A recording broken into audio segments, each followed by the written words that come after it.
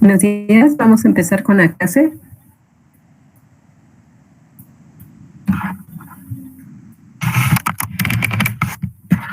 Buenos días, profesora.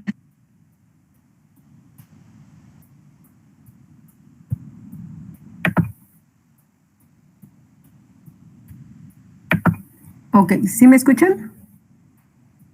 ¿Chicos? Buenos días, profa, sí. Buenos días, profesora. Yo casi sí. no los escucho. Sí, profa, buenos días. Sí. Buenos días, profa. Bueno, yo casi no los escucho, pero espero que sí me escuchen. Vamos a empezar con la clase. Voy a compartir la pantalla y empezamos.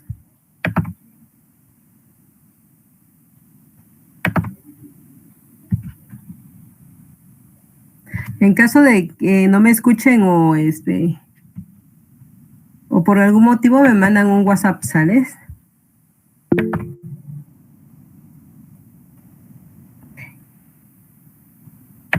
Bueno, vamos a seguir con nuestra Ley Federal del Trabajo. La semana pasada veíamos que era el trabajador y decíamos que el trabajador, en el artículo 8, dice: trabajador es la persona física que presta a otra física o moral un trabajo personal subordinado. Para los efectos de esta disposición se entiende por trabajo toda actividad humana, intelectual o material, independientemente del grado de preparación técnica requerida para una profesión u oficio. Entonces veíamos aquí de que el trabajador es únicamente una persona física, que en ningún momento puede ser una persona moral, porque presta un trabajo personal subordinado. Yo les decía que lo fundamental para ser un trabajador es de que el trabajo sea subordinado. ¿Cómo vamos a probar la subordinación dentro de una relación laboral?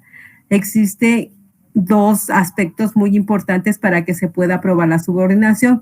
Una es de que el patrón o la persona que te está contratando establezca el lugar donde tú tienes que ir a prestar tu servicio,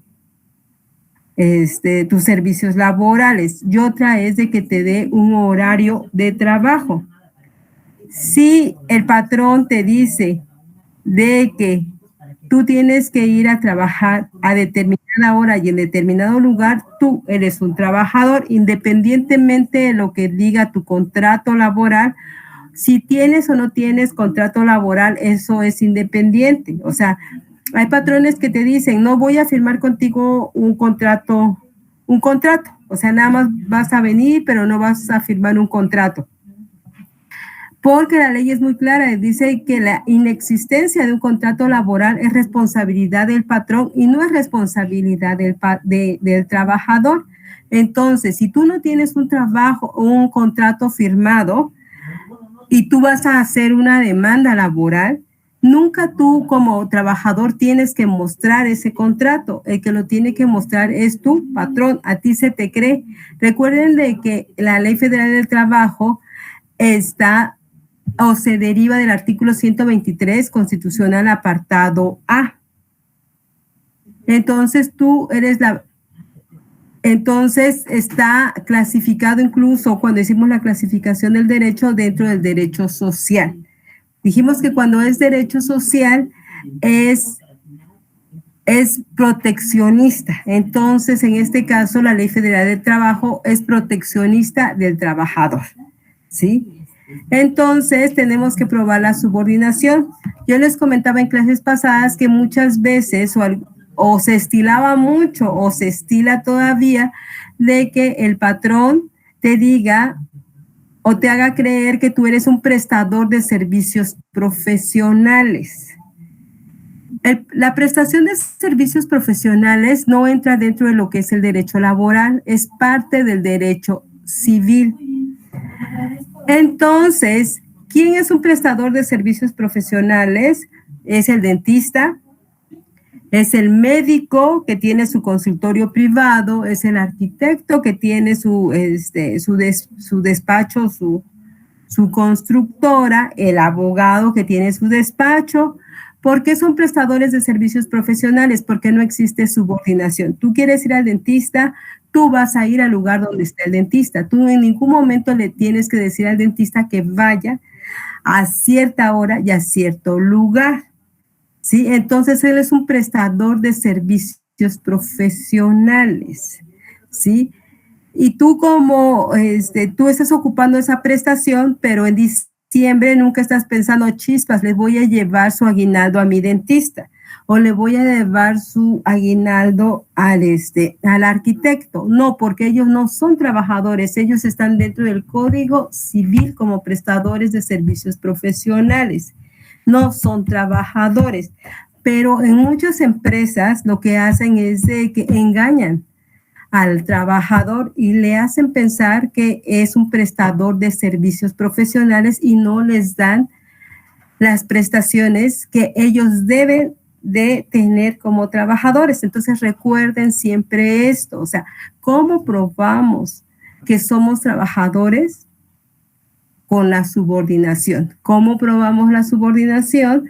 Cuando la persona que te está contratando hace que vayas al lugar del trabajo y te establezca un horario. Eso es independiente, que te digan, ay, no hay contrato, no firmaste un contrato. Eso a la ley no le interesa.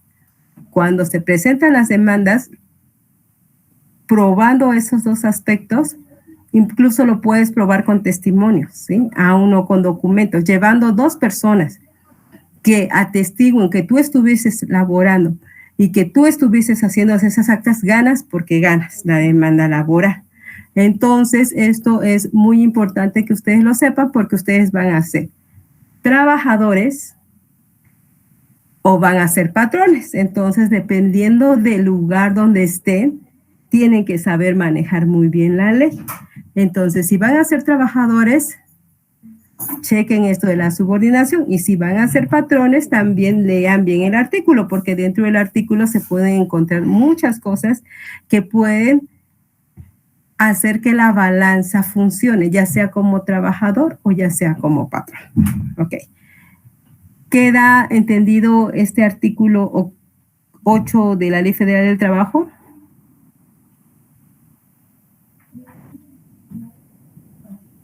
Profesora, dijo artículo 8, apartado A, ¿verdad? Chicos. ¿Jóvenes? Profesora. ¿Verdad que dijo artículo 8, apartado A de la Ley Federal del Trabajo? No, es el 123, apartado A. La Ley Federal del Trabajo se deriva del artículo 123, apartado A. Recordemos que el apartado B es para los trabajadores al servicio del Estado, pero el apartado A son para todos los trabajadores, le permea a todos los trabajadores. Y ahorita estamos en el artículo 8, pero de la Ley Federal del Trabajo. Gracias, profesor. Ok. Entonces ya nos queda muy, muy claro lo que es trabajador y cómo podemos probar la subordinación en algún momento. Le digo, la ley la debemos de agarrar una lupita y ver palabra por palabra, porque dependiendo de lo que está ahí, vas a poder checarlo, ya sea que seas trabajador o ya sea que estés en el lado del patrón. Cualquiera de las dos cosas les puede funcionar. Nada más es checarlo perfectamente. Ok, entonces vamos ahora con el artículo 9, que es la categoría de trabajador de confianza. Nos dice que un trabajador de confianza depende de la naturaleza de las funciones desempeñadas y no de la designación del puesto. Aquí también debemos de tener pero los ojos bien, pero bien abiertos, porque vas a llegar a muchas empresas donde te van a decir, ay, eres trabajador de confianza. Y no es cierto, porque aquí dice que un trabajador de confianza depende de la naturaleza de las funciones. A lo mejor tú no estás realizando una función de confianza, a lo mejor estás capturando un documento, a lo mejor estás, ¿qué será? Haciendo funciones que lo puede ser bien un trabajador de base, pero como el patrón le conviene que tú seas trabajador de confianza, te dice, tú eres trabajador de confianza. Y como siempre les digo, no se necesita firmar un contrato para ser trabajador. Cuando veamos cómo inicia una relación laboral, ahí también vamos a escudriñarlo pasito por pasito para que ustedes tengan muy bien conocimiento de todo esto. Bueno, aquí abajito nos dice que es un trabajador de confianza, nos dice que es aquel que tiene dirección, inspección, vigilancia, fiscalización. Si tú entras dentro de estas funciones, entonces eres trabajador de confianza. Si no entras, si no tienes estas funciones, no eres trabajador de confianza. ¿Por qué muchos patrones te dicen que eres trabajador de confianza o firmas un contrato que eres trabajador de confianza y no eres trabajador de confianza? Porque recuerden que los trabajadores de confianza no pueden entrar dentro de la integración de un sindicato, ¿sí? Si se va a formar un sindicato dentro de una empresa y tú tienes trabajadores de confianza, esos según la ley o lo que establece la ley están excluidos de la formación del sindicato. ¿Sí? Entonces el patrón le hace creer a muchos trabajadores que son de confianza cuando no lo son. ¿Por qué? Porque no quieren que entren en estas cuestiones sindicales. Pero verdaderamente no son trabajadores de confianza porque para ser trabajador de confianza debes entrar en estas 4 categorías: dirección, inspección, vigilancia y fiscalización. Si estás dentro de esto, eres trabajador de confianza. Si no, no estás. ¿Sí? ¿Y para qué sirve no serlo? ¿Sí? Si tú estás en una empresa que está formando un sindicato y tú logras probar de que aun cuando tu contrato diga que eres trabajador de confianza y no lo eres, tú puedes ser sindicalizado, ¿no? Y ya cuando veamos la parte colectiva de la Ley Federal del Trabajo van a ver las ventajas de ser sindicalizado, ¿sí? Y también vamos a ver cómo puedes hacer para que en tu empresa no exista sindicato, porque acordemos que vamos a ver la parte del trabajador, pero también vamos a ver la parte empresaria, porque ustedes están estudiando para gestión empresarial, a lo mejor van a tener su propia empresa. Entonces, ¿qué es lo que yo puedo aplicar si soy patrón y qué es lo que yo puedo aplicar si soy trabajador? Entonces, ustedes deben de checar todo, les digo, siempre que lean la ley, siempre háganlo, pero con detenimiento, o sea, con así, qué es dirección, qué es inspección, qué es vigilancia, qué es fiscalización. Por eso existen los diccionarios jurídicos. ¿Sí? Acuérdense que todo lo que son libros y diccionarios entran dentro de lo que nosotros veíamos que es la doctrina. O sea, todo lo que está escrito, eso es la doctrina. Y eso también es parte de la ley, ¿sí? Igual que la jurisprudencia. Entonces, aquí, por eso te puede... ¿sí? Entonces, ahora vamos a empezar con lo que es patrón. Dice que patrón es la persona física o moral que utiliza los servicios de uno o varios trabajadores, ¿sí? Entonces, veíamos que trabajador es nada más únicamente una persona física, que nunca un trabajador puede ser una persona moral. Siempre el trabajador va a ser físico. Pero el patrón sí puede ser una persona física o una persona moral. Y él puede utilizar los servicios de varios trabajadores. Ahí. Bueno, entonces vamos a mostrarle algunas imágenes. Aquí están las imágenes. Ya se las mandé también en el grupo de WhatsApp.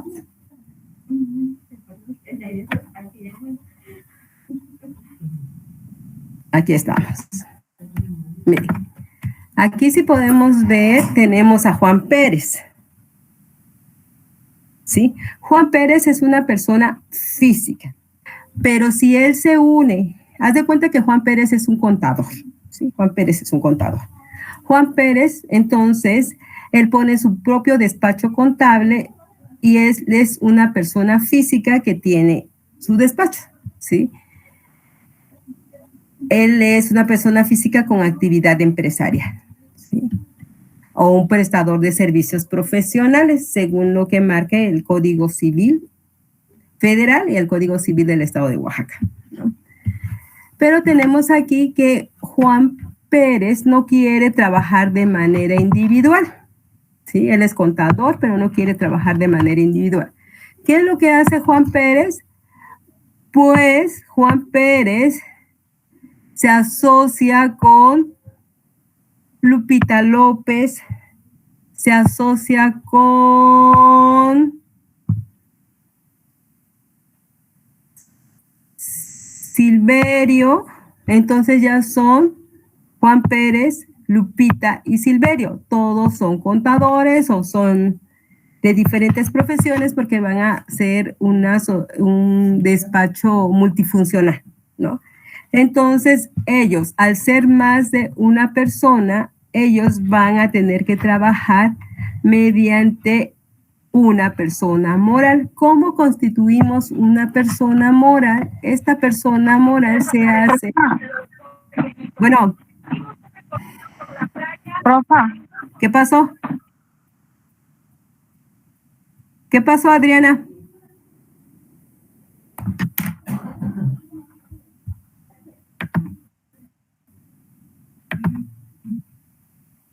Adriana. Ay. ¿Qué? Ay. Adriana.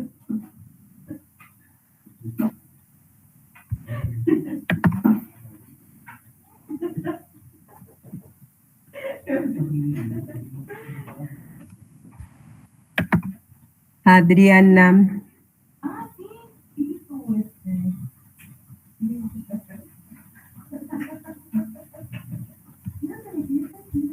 Profa, yo no le escucho, se escucha muy entrecortado, no sé si me escucha usted. Yo sí te escucho perfecto. Estoy aquí con él. Es tu internet, compañerita, porque sí se escucha muy bien la clase. Ok, continuamos entonces. Bueno, entonces estamos aquí. No sé si es que le iba a dar entrada a un compañero. Recordemos que damos como 10 minutos para iniciar la clase para no estar admitiendo y admitiendo. Porfa, si por alguna cuestión a veces tenemos cuestiones muy independientes y no podemos entrar, pues sí, los acepto, pero en la medida de sus posibilidades, tratemos de entrar dentro de esos 10 minutos. Ok, vamos a continuar para que podamos, ya se me fue la onda. Estaba comentando cómo se constituye una persona moral. Sí, cómo se constituye una persona moral. Ok, y eso a lo mejor ya lo vieron en alguna otra materia. Entonces tenemos que una persona moral es la unión de una o varias personas que tienen un objetivo en común, ¿sí? Al igual que nosotros como personas individuales, tenemos un acta de nacimiento, una persona moral para poder existir. Déjeme darle entrada a sus compañeros. Ay, Dios mío.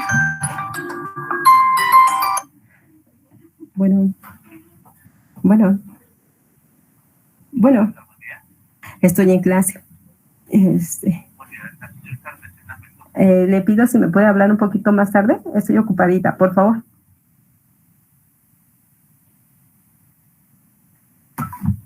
Ok, entonces, voy a darle entrada a los compañeros.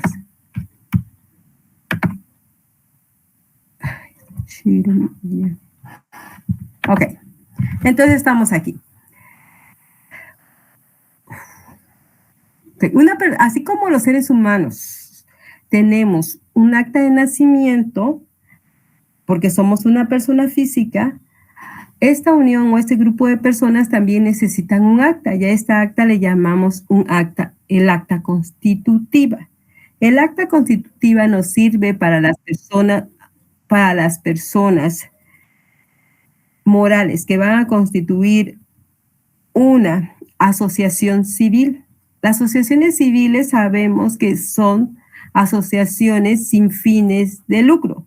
Ahí están las ONGs, están también el Teletón, por ejemplo, ¿no? Aquellas que sirven de apoyo a la sociedad.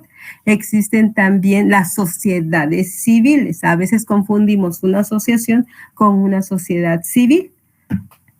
Tenemos también las sociedades civiles son también, esas sí pueden, o sea, son sin fines de lucro, pero sí pueden cobrar por las actividades que están desarrollando. Ahí tenemos todas las consultorías, ¿sí? Y tenemos también las sociedades mercantiles.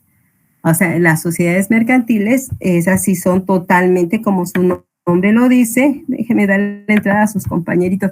Ya ven, por eso les digo que entren más o menos a la hora, porque se me va la onda.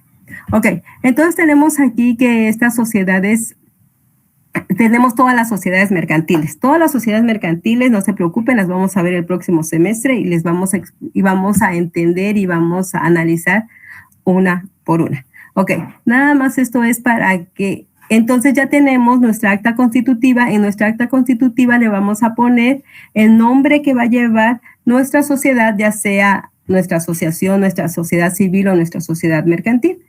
Le vamos a poner también quiénes son los socios, el tiempo de duración de esa sociedad, así como los años de vida de nuestra sociedad, que por defecto, y si no la ponemos, la ley establece que son 100 años, ¿sí?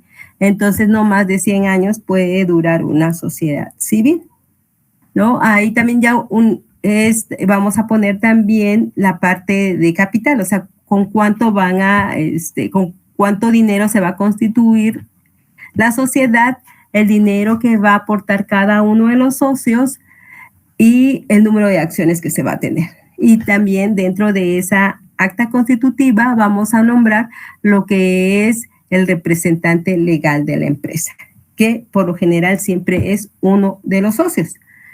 Una vez constituida nuestra acta y ya teniendo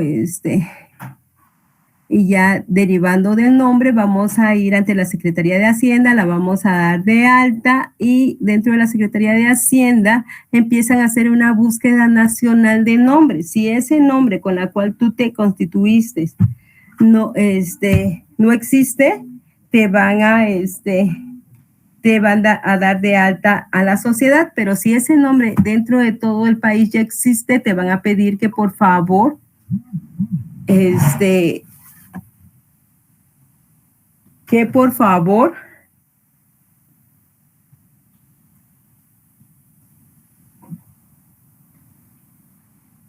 le pongas otro nombre. Ok. Entonces, tenemos aquí, y aquí ya les mandé también esta imagen. Dice que es una persona moral, que es lo que estamos viendo. Es la unión de personas, organizaciones o grupos de personas que buscan un fin común con existencia jurídica que puede obtener beneficios y cumplir obligaciones. Ok, recordemos que todo el derecho es bilateral. ¿Qué entendemos por bilateralidad, Adriana? ¿O alguien que sí esté bien su internet? Cuando decimos que el derecho es bilateral, ¿a qué nos referimos? A que así como adquirimos derechos, también tenemos obligaciones. Así es. Entonces, una persona moral también tiene derechos, pero también tiene obligaciones, ¿no? Y sobre todo con el SAT. ¿Sí? Entonces, aquí tenemos, miren, una persona física y una persona moral. ¿Sí? Aquí una persona física, ¿no? Y aquí la persona moral lo constituyen como una empresa. Pero una persona física también puede ser generador o también puede tener empresas, ¿eh? O sea, no es exclusivo. Y tampoco una persona moral necesariamente se va a formar con personas extrañas. Una persona moral se puede constituir padre e hijos, ¿sí? O sea, el papá puede ser integrante de la persona moral, pero también sus hijos, ¿sí? Entre hermanos también puede existir o pueden constituir una persona moral. Entonces, no necesariamente debe de ser con personas extrañas. También dentro de la propia familia se puede formar la persona moral. Eso lo deben de tener bien clarito, ¿no? Porque a veces dices, no quiero poner un negocio, pero lo quiero poner con mi hermana o lo quiero poner con mi prima, ¿sí? Lo más saludable es que lo hagan mediante las cuestiones jurídicas existentes, o sea, que hagan su persona moral para que queden establecidos bien todas los derechos y las obligaciones que van a tener como persona moral y no después digan, es que yo puse más, es que yo puse menos. Recordemos de que dentro de una sociedad existen diferentes tipos de socios, ¿no? Son aquellas personas que dan el dinero, ¿sí? Dice la ley que también pueden ser las personas que puedan aportar sus conocimientos, o sea, no necesariamente dinero, pero sí su conocimiento, pero debe de estar bien estipulado hasta qué porcentaje de las ganancias se va a ir para esa persona que únicamente está aportando sus conocimientos. Entonces, todo esto es parte de otra materia, pero es importante que lo conozcan, ¿sí? Por si no les doy yo el próximo semestre. ¿Vale? Entonces tenemos aquí que, y vamos a seguir con la ley. Dime chance, vamos. Beatriz apenas está entrando. Ok, vamos entonces a continuar con la ley. ¿Dónde dejé la ley? Miren, ya no tengo la ley aquí a la mano. Acá está. Ok. Entonces dice, patrón es la persona física o moral. Nada más por esta palabra moral nos fuimos a la otra explicación. Dice, patrón es la persona física o moral que utiliza los servicios de uno o varios trabajadores. Entonces ya sabemos de que no necesariamente es una persona física. Vamos a regresar.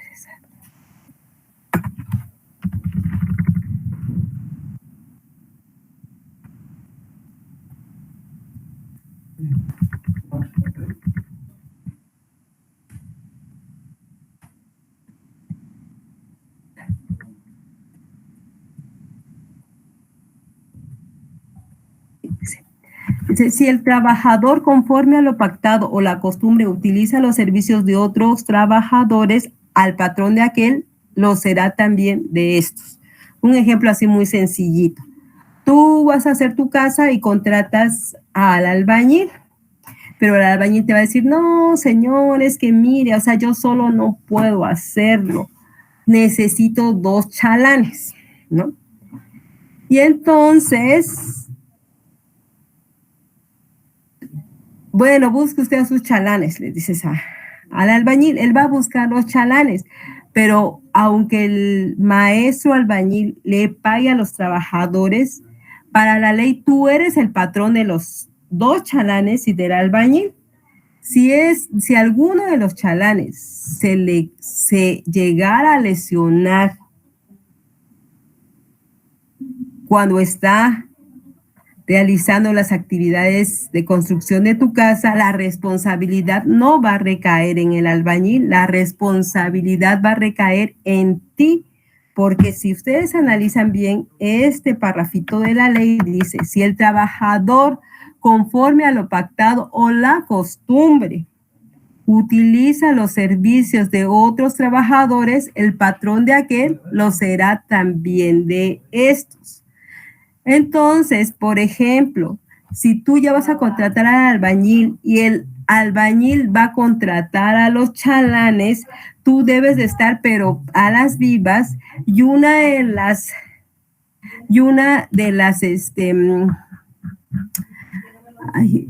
obligaciones que tú le puedes pedir al albañil es que a los chalanes que contraten no sean alcohólicos. Un poquito difícil, pero le voy a decir, o sea, no sean alcohólicos. O sea, que no vaya a contratar a personas que estén tomando y tomando. Y eso debe de ser una cuestión que tú lo debes dejar bien claro, porque la mayoría de los albañiles toman mucho y los chalanes también. ¿Por qué? Porque de acuerdo a lo que establece la ley, si le pasa algo a alguno de los chalanes, tú eres el responsable. Y no sé si nos dé tiempo en todo este semestre, porque, o sea, nada más aquí legislación laboral nos los dan en un semestre. En la Facultad de Derecho lo damos en un año. Entonces vemos un año todo lo que es individual y vemos en todo un semestre lo que es colectivo. O sea, como que tenemos más tiempecito, ¿no? Entonces aquí hay en la Ley Federal del Trabajo que ustedes ya compraron o ya descargaron, hasta el final vienen, por ejemplo, los costos. ¿Cuánto cuesta una mano? ¿Cuánto cuesta un dedo? del pie, cuánto cuesta un dedo de la mano, cuánto cuestan, o sea, vienen todas las partes del cuerpo y ya vienen los costos. ¿Por qué vienen los costos de las partes del cuerpo? Por los accidentes. Entonces, si ese chalán se lesiona, se le quita un dedo, o sea, hay una ley que va a hacer que tú le pagues esos daños por estar trabajando en tu casa. Y vas a decir, pero yo nunca firmé un contrato con él. Acuérdate que no hay necesidad de firmar contratos para que se establezca la relación laboral. O sea, se pueden probar por otros medios. Entonces, aquí es muy necesario de que ustedes, cuando haya este tipo de subcontratación, por decirlo de esta manera, ustedes también pongan sus condiciones, porque toda la responsabilidad va hacia el patrón. Vamos a seguir leyendo nuestra ley.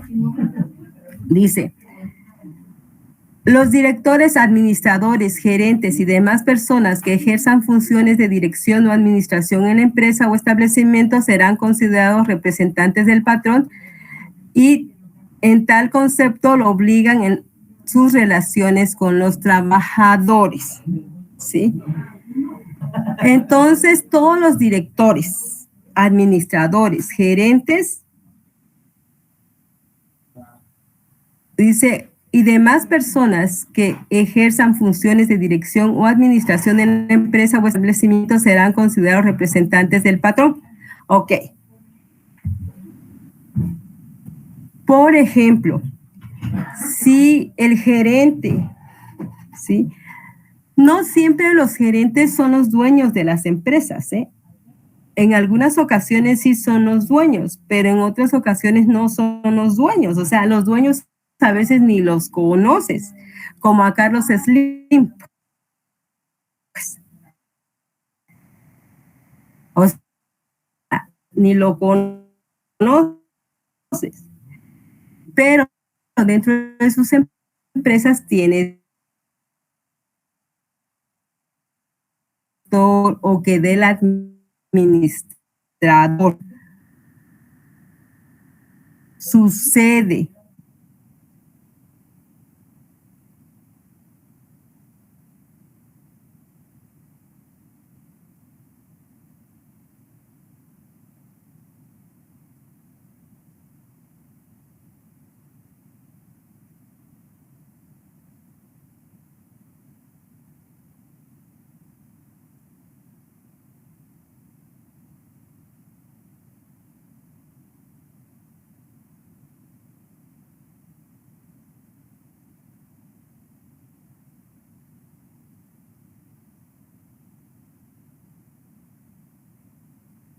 A empresas, sino en todas sus empresas.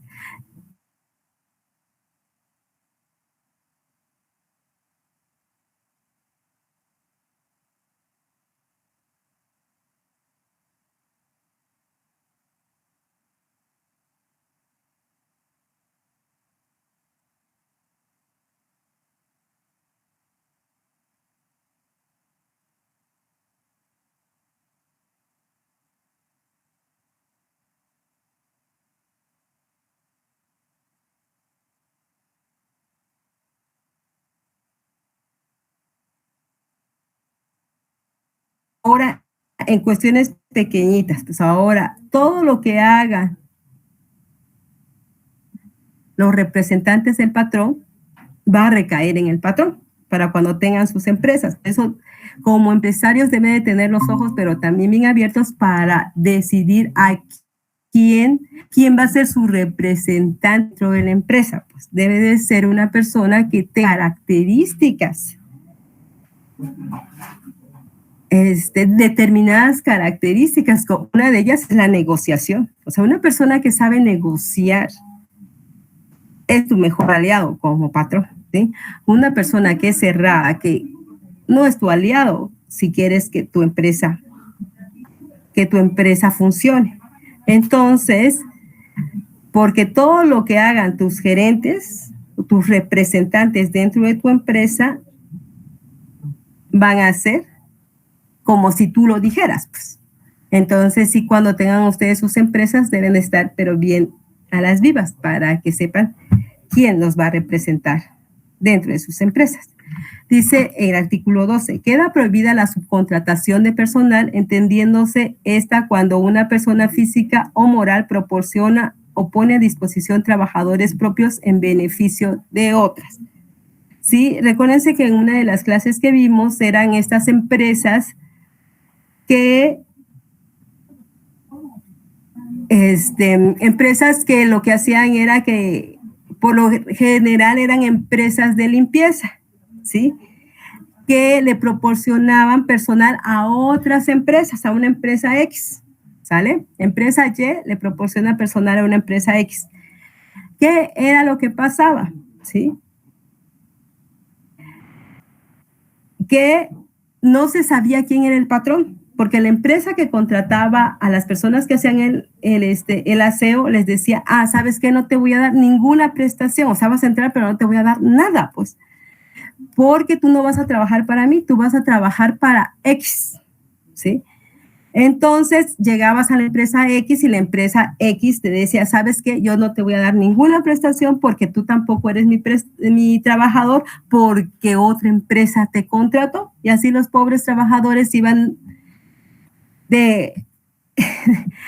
haciendo sus funciones, pero nadie se hacía responsable de darle las prestaciones. Si ustedes se pueden dar cuenta aquí en la ley, aquí dice artículo reformado y fue reformado el 23 de abril del 2021. Era cuando ya llegó el presidente actual, que él echó abajo el artículo que les permitía a estas empresas hacer estos efectos de subcontratación sin que el trabajador pudiera tener las prestaciones necesarias. Si todo trabajador tiene que tener prestaciones, o sea, todos. No puede haber en una institución algún trabajador que sea de limpieza, que sea que no tenga prestaciones. Y yo les digo, si los contratan así, tampoco se van a negar, ¿verdad? Por eso lean la ley o consulten a su abogado. ¿Qué se puede hacer al respecto? ¿Vale? Y si son patrones, también deben de leer la ley y consultar a sus abogados. Ok, dice acá, se permite la subcontratación de servicios especializados o de ejecución de obras especializadas que no formen parte del objeto social ni de la actividad económica preponderante de la beneficiaria de estos casos, siempre que el contratista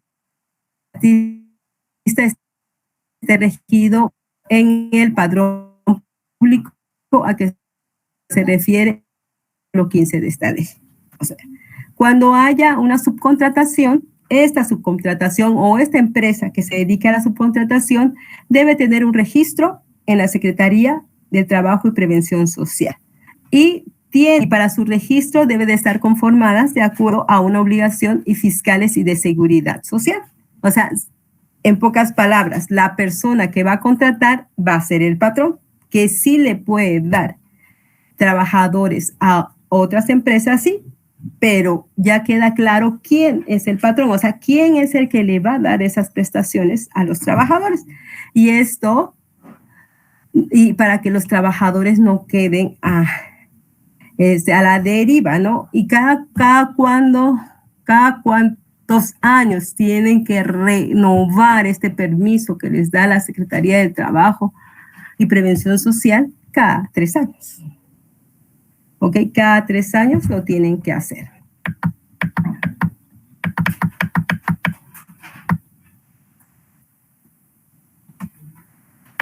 Miren, si se pueden ustedes dar cuenta, el artículo 15A, el artículo 15B, el artículo 15C y el artículo 15D fueron derogados. O sea, ¿por qué fueron derogados esos artículos? Porque iban en contra de la naturaleza de la Ley Federal del Trabajo. Recuerden que cuando llega el presidente actual, había muchos tratados internacionales, y estos tratados internacionales, a pesar de que México los había firmado en algún momento, como que se habían quedado en el olvido, ¿sí? Y entonces, cuando llega el presidente, vuelve a firmar esos tratados internacionales, que están muy buenos, la verdad, están muy buenos esos tratados que se volvieron a firmar porque van muy en beneficio del trabajador, o sea, están pero súper bien. Entonces, si algo, acuérdense, cuando algo no está estipulado en la ley, yo puedo tomar esos tratados internacionales y aplicarlos, ¿sí? Incluso si en algún momento no ganas tu laudo o tu demanda laboral te sale desfavorable, en el amparo, tú lo que haces es que citas jurisprudencias y citas tratados internacionales para que puedas ganar ese amparo. O sea, muy, muy bueno. Entonces aquí, por ejemplo, estos fueron derogados porque no iban en contra de la naturaleza propia de la Ley Federal del Trabajo. ¿Y cuándo se derogan? En el 2021. Y acuérdense de que, porque siempre que vemos derecho laboral, siempre lo vemos con la ley actualizada. Por esto, precisamente, porque hay artículos que se van derogando y hay artículos que se van sumando, como este del 2023, que cambió la Ley Federal del Trabajo. Ahora hay más días de descanso obligatorio, ¿sí? Lo que antes no había. Entonces hubo es muy favorable al trabajador la reforma que hubo de la Ley Federal del Trabajo. Eso lo vamos a analizar más abajito.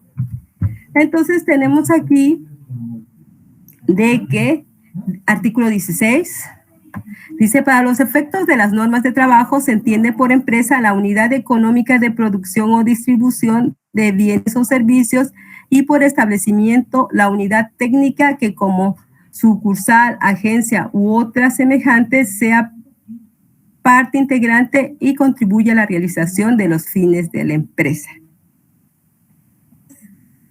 Dice acá: a falta de disposición expresa en la Constitución, en esta ley o sus reglamentos o en los tratados. Miren, este artículo 17, pero está súper bueno para los que nos dedicamos al derecho laboral. Dice: a la falta de disposición expresa en la Constitución, en esa ley o en sus reglamentos o en los tratados a que se refiere el artículo 6, se tomarán en consideración sus disposiciones que regulen casos semejantes. A esto se le llama la analogía de la ley. Cuando vemos casos semejantes y cómo se han resuelto. Los principios generales del derecho. Acuérdense que ya vimos los principios generales del derecho. Un principio general de derecho es: el que es primero en tiempo, es primero en el derecho. Acuérdense, si tú llegaste primero a tu trabajo, tú entraste en el 2000 y otra persona entró en el 2005, según los principios generales del derecho, tú tienes más garantías que alguien que entró después. Si no te los aplican, puedes demandar, ¿sí? Entonces, para esto nos sirve esto, o sea, los principios generales de derecho que vimos. Acuérdense que vimos 10, que los hicimos. Entonces, otro principio general del derecho es que a trabajo igual, aunque es también un artículo, dice: a trabajo igual, salario igual. Los que hacen la misma función deben de ganar exactamente lo mismo, independientemente que sea hombre o que sea mujer, ¿sale? Entonces, esos son los principios generales de derecho. Vimos 10, esos son, ¿sí? Dice los principios generales. ¿Qué pasó? Los principios, ¿cuándo los vimos? No recuerdo haberlos visto. Los principios generales del derecho los hicieron cuando hicieron una imagen de la justicia. No, profe, con nosotros no lo vimos. Ah, no, se los voy a mandar entonces para que lo tengan, porque creo que los vimos entonces con los de presencial. Es entonces, es donde está la imagen de la justicia, donde está la mujer con los ojos tapados, con los ojos vendados, y pusimos 10 principios generales de derecho a su alrededor. Le voy a mandar esa imagen para que los tengan. ¿Cuáles son los 10? Bueno, son muchos, pero nada más hicimos 10 principios generales del derecho. Ok, y aquí dice lo que dice el artículo 123 constitucional. Chicos, ¿tienen alguna duda hasta aquí?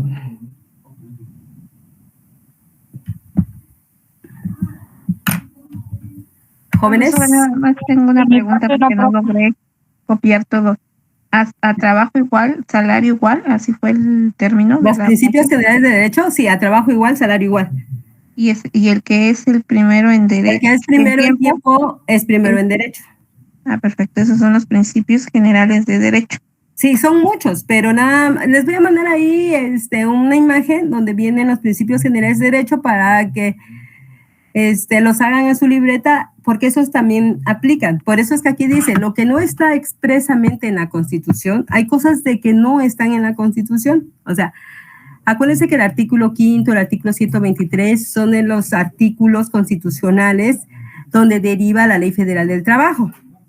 Pero lo que no está escrito en la Constitución, lo que no está escrito en alguna ley, le vamos a aplicar la analogía. ¿Qué es la analogía jurídica? Dijimos aquello que se parece, cómo se resolvió este caso o cómo se está aplicando y vamos a pedir que se aplique algo similar a nosotros. Recuerden que hay un principio jurídico también, ¿sí? Que dice que al trabajador siempre se le va a aplicar lo que más le sea benéfico al trabajador. O sea, la parte de la ley que le beneficia al trabajador, esa es la que se va a aplicar. ¿Sí? Si hay una disputa jurídica, ¿sí? ¿Qué es lo que se le va a aplicar? Lo que le conviene al trabajador. Así lo establece la ley. ¿Sí? Entonces aquí, por eso es de que podemos aplicar analogías. Aquí en este artículo 17 le digo que está muy bueno porque nos habla acerca de que se pueden aplicar analogías. ¿Qué otra cosa puedo aplicar si no está dentro de la ley? La Constitución es lo máximo, o sea, lo máximo es la Constitución. La Ley Federal del Trabajo se deriva del artículo 123, apartado A, porque la 123, apartado B, son para los trabajadores al servicio del Estado. Pero, por ejemplo, si eres un trabajador del servicio del Estado y algo te puede beneficiar, lo puedes aplicar, ¿sí? De acuerdo, pues van a decir, es que no, es que como es la Ley Federal del Trabajo, no te corresponde a ti porque es el apartado A. Eso también es una falacia, pero a veces dejamos pasar muchas cosas. Porque ya si en un pleito judicial te vas por estas cuestiones que se llaman analogías jurídicas. Y en esas analogías jurídicas me voy a ir, pero ya no me voy a basar en la Ley Federal del Trabajo. Me voy a basar en la Constitución. Y en la Constitución es muy clara, es lo que le beneficie al trabajador. Entonces aquí son todas estas, si no me beneficia esto, a lo mejor me beneficia un tratado internacional. Si no me beneficia el tratado internacional, a lo mejor me beneficia una jurisprudencia. A lo mejor si no me beneficia una jurisprudencia, me beneficia un principio general de derecho. ¿Sí? Entonces, por eso le digo que el derecho laboral es un derecho social porque es un derecho proteccionista. Es un derecho proteccionista. ¿Sí? Porque a veces no nos salen las cuestiones cuando demandamos, porque no vamos con un abogado o porque no leemos la Ley Federal del Trabajo. A lo mejor vamos con un abogado que sabe de penal, civil, mercantil, laboral, o sea, pero hay abogados especialistas en derecho laboral y en Oaxaca, así especialistas así súper guau de derecho laboral, tenemos únicamente 3 en Oaxaca, ¿sí? Con los cuales yo trabajé con uno de ellos, estuve en su despacho litigando por 6 años. ¿Sí? Entonces, son el licenciado Mayoral, el licenciado Aquino y el licenciado Héctor. Son 3 abogados laborales únicamente en Oaxaca que te saben de esto de la ley laboral al 100. ¿Sí? y te dan la vuelta, porque muchos de ellos fueron presidentes de la Junta Federal del Trabajo. Entonces se saben la parte del patrón y saben la parte del trabajador. Por eso es de que le dan la vuelta y le saben y te sacan el problema porque te lo sacan.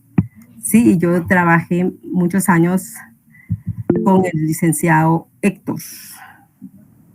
Arturo Héctor Guzmán. Entonces veíamos todo lo que era derecho colectivo. Nos dedicábamos, la gran mayoría nos dedicábamos a asesorar a sindicatos. Entonces, casi puro sindicato, él lleva individuales, pero su especialidad así, wow, es en colectivo, ¿no? Y ahí lo apoyábamos mucho. Entonces tenemos aquí de que nada más son 3 en Oaxaca, todos los demás sí saben de derecho laboral, pero que te saquen al toro de la barranca como debe de ser, nada más son 3. Y entonces ya debe de haber nuevas generaciones. Entonces tenemos aquí de que se va a terminar la clase, tenemos 2 minutos, vamos a tomar la evidencia, por favor. Voy a dejar de compartir. Se me va muy rápido la clase. Espero que a ustedes también. Y no se me aburran. ¿Cómo vamos, chicos? ¿Sí están aprendiendo?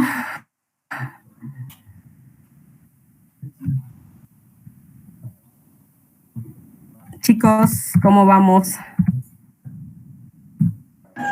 Sí, profe, todo muy bien. Según yo, les explico bien.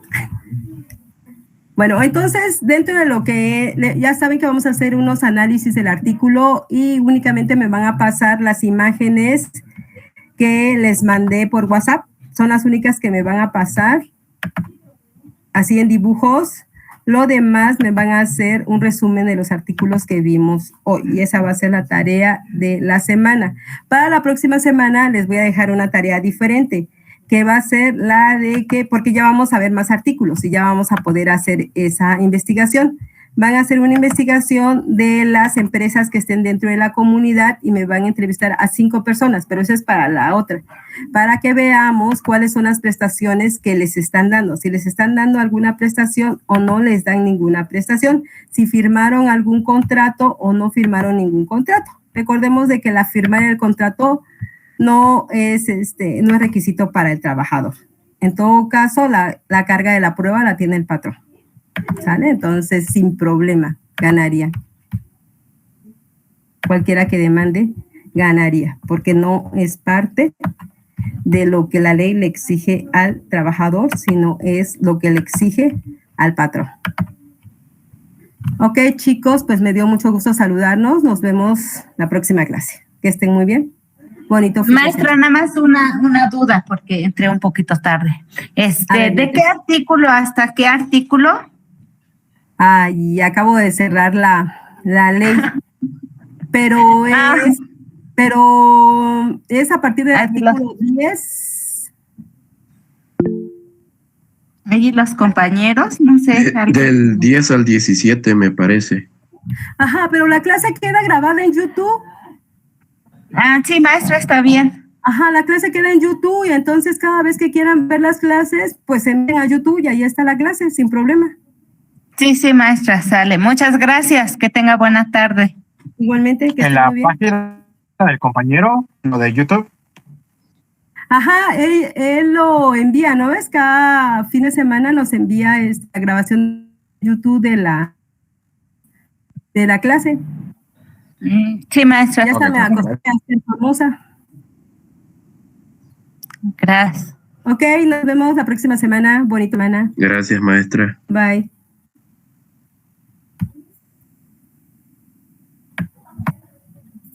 Bye, entonces.